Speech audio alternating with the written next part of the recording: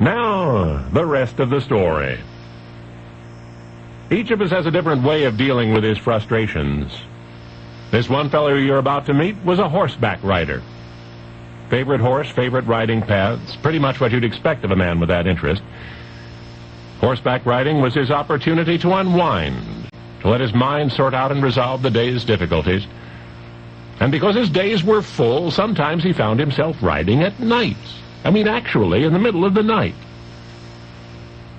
Not far from his home, there was this, what would you call it, a preserve? 500 acres of the most beautiful landscapes you ever saw. It was high ground for the most part, breathtaking vistas overlooking the city.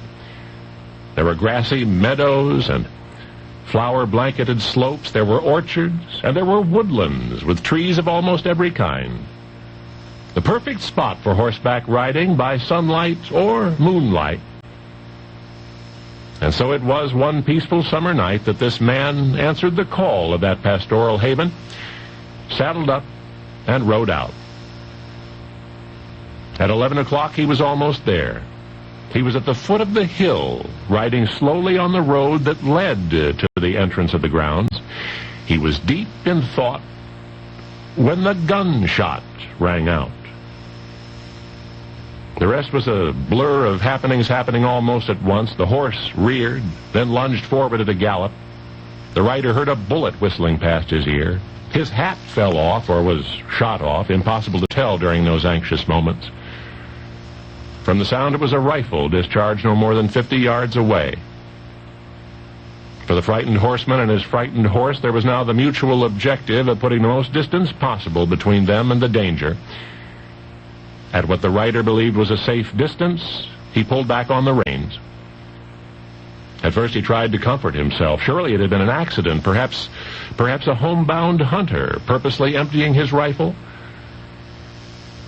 Yet the more the rider thought about it, the more it seemed someone had been waiting for him in that still August evening.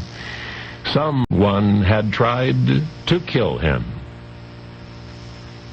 He had always loved those late evening rides, now this. A friend in whom he confided the next day considered it a warning. And the warning was heeded in this much. It was the last lone midnight ride the horseman ever took. And if events to come do cast shadows, perhaps that was one. For only 8 months later, that same horseman was dead, a bullet hole in his head. Of course, in the aftermath confusion of that final fatal tragedy, there was no time to recall that August midnight past on a lonely road 3 miles from the White House, when a rifle bullet shattered the air only inches from the brain of President Abraham Lincoln. Only now you know the rest of the story.